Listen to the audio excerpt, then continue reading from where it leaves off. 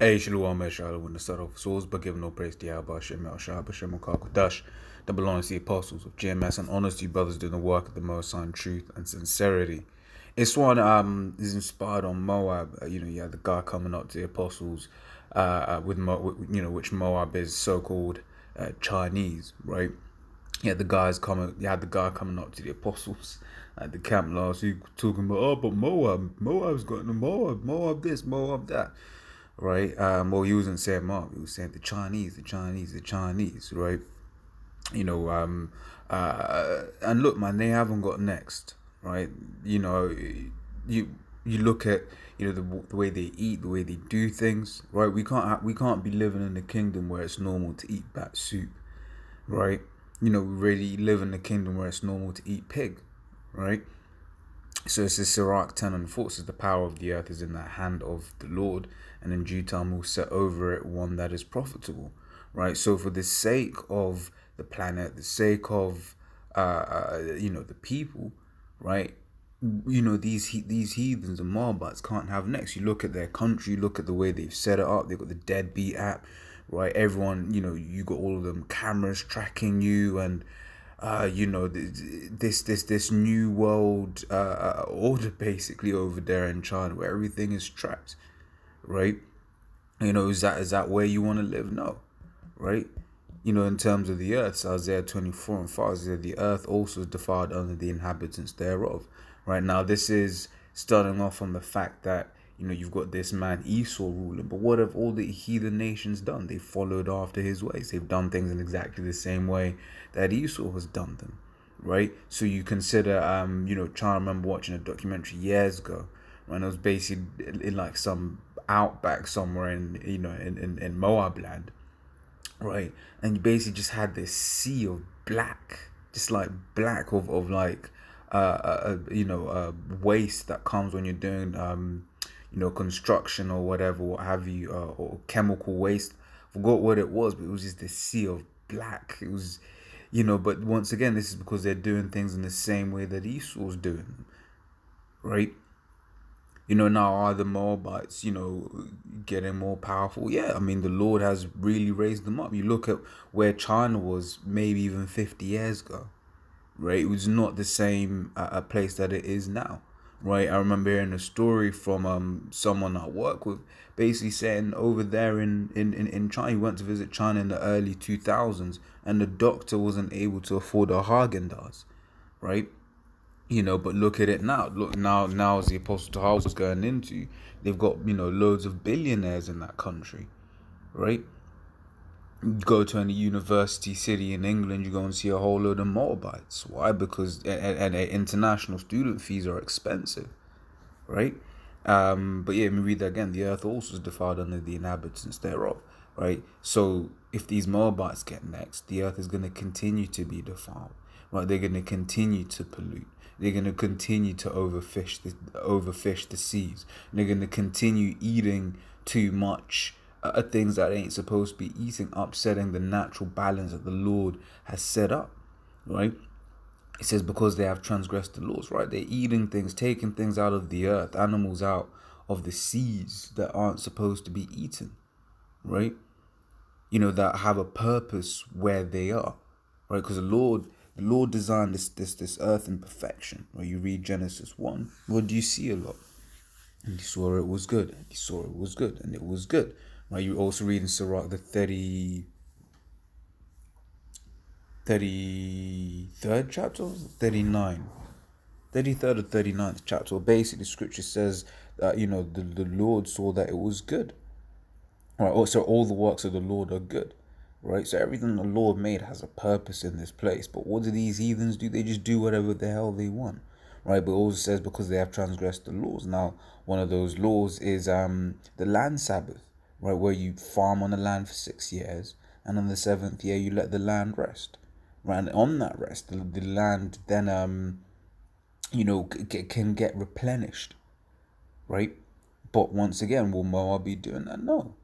Why? Because they're doing the same things Esau's doing. It was a documentary on Netflix called Rotten, the episode about wine, if I'm remembering correctly, where basically they're going out there in the middle of a desert, basically, and creating wine fields.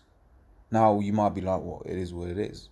But that means they're having to take water from elsewhere, right? Which means that you got certain groups of people that had water that no longer get water, right? And that's why you end up with rivers drying up, this, that, and the other, right? Because things aren't done in balance, right? So it says, change the ordinances, broken the everlasting covenant, right? So we go back to Sirach 10 and 4, says the power of the earth is in the hand of the Lord, and in due time will set over it one that is profitable, which are the Israelites, right? Because the Israelites, we go and rule with power. We go and have all these heathen nations in subjection, right? So in fact, let me open that in a new tab. Do that, right? So Revelation 2 and 26, right? It says, and he that overcometh and keepeth my works until the end, to him will I give power over the nations, and he shall rule them with a rod of iron. As the vessels of a potter shall they be broken to shivers, even as I received of my Father, right? So he that overcometh, right? So that's talking about in these time periods, he that overcomes all the trials and tribulations that are to come, right? And keeps doing the work of the Lord until the end. Well, because in this thing of ours, it's not about participating, it's about finishing, right? Which is why, we should always be praying to have the faith and the strength to continue on unto the end, right? It says, to him will I give power over the nations, it's part of the reward, right? It says, and he shall rule them with a rod of iron. And literally, right, we gonna have these heathen nations in subjection for 1,000 years. They're gonna be in hardcore bondage as punishment for what they have done to us. Then the Edomites, so-called white man, they're going to be completely done away with, because there isn't going to be a need for them on the earth anymore. Right, because in the scriptures you've got three classifications of men: the sons of the Most High, the sons of God, which basically that's the Israelites, right? Son of God, basically Prince, the King, Yasharallah, right? You got sons of men, which referring to the heathen nations. You got the sons of the wicked, right, referring to these Edomites, Malachi 1 and 4, First Maccabees, the first chapter, right? And in the kingdom of righteousness, you read that 2 Peter 3:13. Here we have no continuous city, but we see, no, that's Hebrews 13:14. 2 Peter 3:13 goes into we seek a land wherein dwelleth righteousness. So in a righteous world, there is going to be no need for the Edomites, right? The sons of the wicked, right? So they're going to be done away with, right? But after the 1,000 year period, that's when these heathen nations going to have their own little bit of thing, or going to be able to do what they're doing, right? But they're going to be following our ways, because they're going to see that our way is the better way, right? Where is it in Deuteronomy?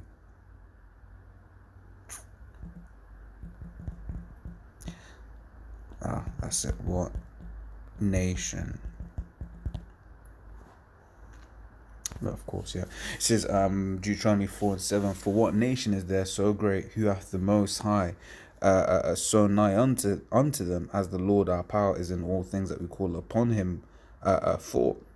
And what nation is there so great, that hath statutes and judgments so righteous as all this law which I set before you this day? Right? Now, in the kingdom, the heathen nation, they're gonna be like, oh shit, hey, this law, man, hey, this law is righteous, this law is good, right? Because they're gonna be able to contrast it to Esau's law, where Esau's law, everything is bad, right? This man is the hammer of the whole earth, right? In absolute wickedness. Now we gonna have the whole earth in subjection, but we gonna be righteous with it, man, right? Esau gonna come take your land and then ask you why you're complaining, right? That's the nature of the devil. But our law is going to be so beautiful. Well, our law is so beautiful, rather, because it's in effect now, right? But our law is so beautiful, right? That these heathen nations, they're gonna appreciate it, which is why it says, let me grab these two real quick. I'll grab Proverbs first, and I'll grab Isaiah 2, right? It says Proverbs 29 and 2, on the right shall and authority the people rejoice, right? So in the kingdom, the heathen nations, when the Most High sets up over the power of the earth, rather when the Most High gives the power of the earth to them that are profitable, the heathen nation, they gonna be like, yo, this is good. We like this, right? But when the wicked beareth all, the people mourn. Now, don't let Esau's media fool you. He might show you, he might show you the rich Moabites. He might show you the rich Ammonites. He might show you the rich Elamites, right? It might show you the rich Hamites, right? But it might even show you the rich, well, we definitely show you the rich Ishmaelites, right? But in all them places named, you've got people that are hurt, that are suffering, man, right? You got people there that are suffering, and hey, on his TV, he'll show you the rich Edomites, but you got a lot of Edomites catching hell. You got a lot of Edomites catching hell, drugged up, strung out on drugs, man, alcoholics, right? You know, just a hot mess in their own kingdom, right? But in our kingdom, everything's gonna be righteous, right? We gonna make sure there ain't no homelessness, cause that's a blot on your society, man. You coming out of your palace, you see a homeless man. That's not gonna be happening. Whereas in this kingdom, right, in all nations of the earth, you got homelessness, man. Right, and then let me grab Isaiah the second chapter, which says this. It says, Isaiah, the word of Isaiah the son of Amos saw concerning Judah and Jerusalem, right? It says, and it shall come to pass in the last days that the mountain, right, representing the government of your house shall be established on top of the mountains, so other governments, and shall be exalted above the hills, so lesser governments, right? And all nations shall flow unto it, right? So now we can use this to say that actually those people there that are inhabiting the land of Israel aren't, the real people, right? Because this isn't happening, right? Yeah, they've got a protection from America, right? But our protection in the kingdom is going to be, given us from the Most High, not from man, right?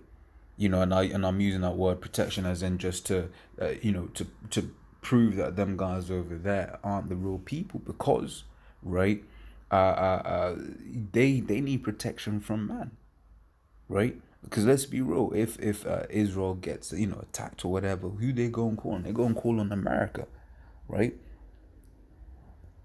Whereas in our kingdom, look, man, they even these even nations ain't even gonna think about it.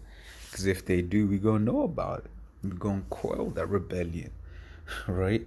It says that many people shall go and say, "Come ye and let us go up to the mountain of Yahweh, to the house of the power of Jacob, and he will teach us of his ways, and we will walk in his paths. For out of Zion shall go forth the law, right, and the word of Yahweh from Jerusalem, right." So in our kingdom, right, these heathens, they're gonna be wanting to, let's let's learn what they have to say. Let's do the way, do things the way he does things, right? Because they go and see that our way is the best way. Because they've been doing that in Esau's kingdom, right? They've been doing that in Esau's kingdom, trying to be and do things the way that Esau does them, but the way Esau does them is unto destruction, right? So then many people shall go and say, "Come ye and let us go up to the mountain of the Lord, right, to the house of the God of Jacob, and he will teach us of his ways, and we will." I've just read that. It says, and we will walk in his path, for out of Zion. Zion represents monument, right? It says, shall go. Zion means monument. Shall go forth the law and the word of Yahweh from Jerusalem, and he shall judge among the nations, and shall rebuke many people. And they shall beat their swords into plowshares and their spears into pruning hooks. Right? It's basically meaning they shall, all of their weapons of war are gonna, there isn't gonna be any need for them. Right? Why? It says, nation shall not lift up sword against nation, neither shall they learn war anymore. Right? So war, which has been a part of this world, right? That is gonna be a thing of the past, right?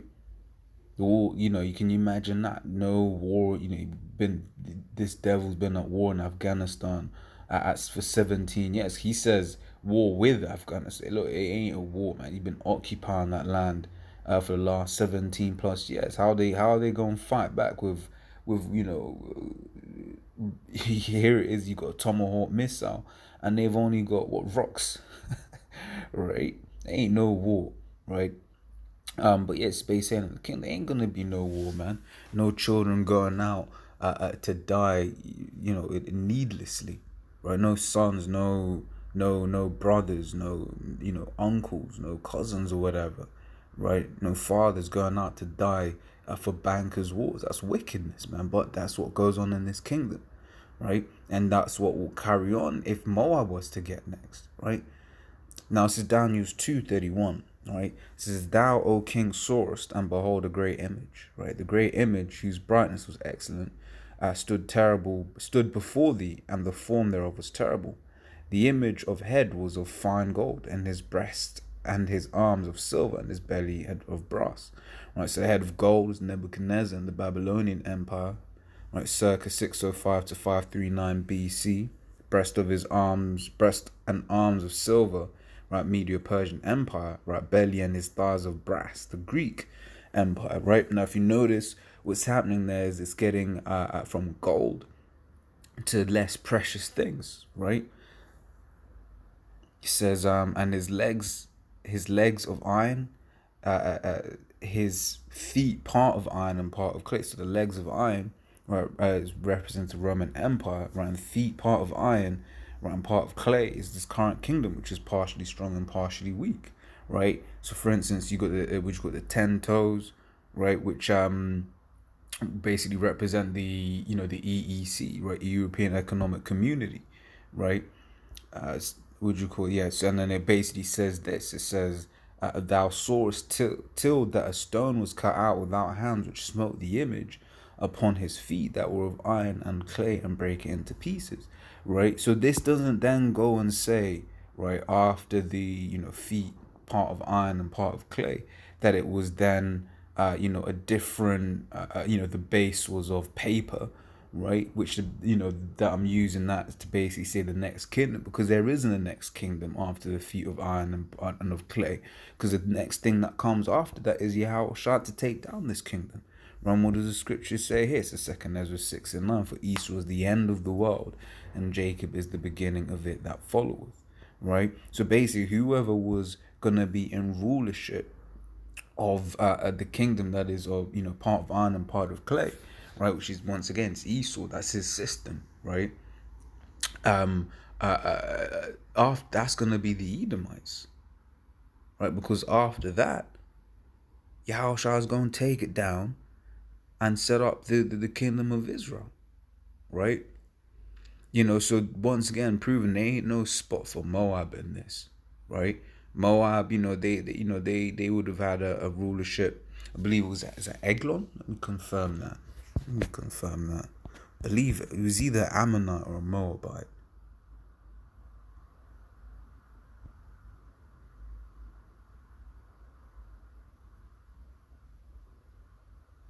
King of Eglon.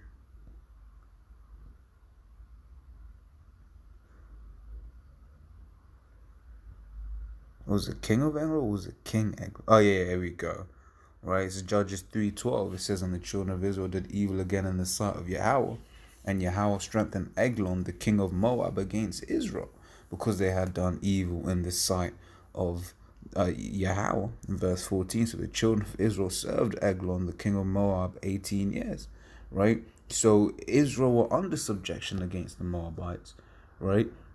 But in terms of these great kingdoms spoken of in Daniel's the second chapter, right? There ain't anything coming after the what do you call it, uh, the feet part of iron and part of clay, right? There isn't another heathen kingdom that comes after that. Right, the thing that comes after that is Yahweh Shai bringing in the kingdom of Israel, right?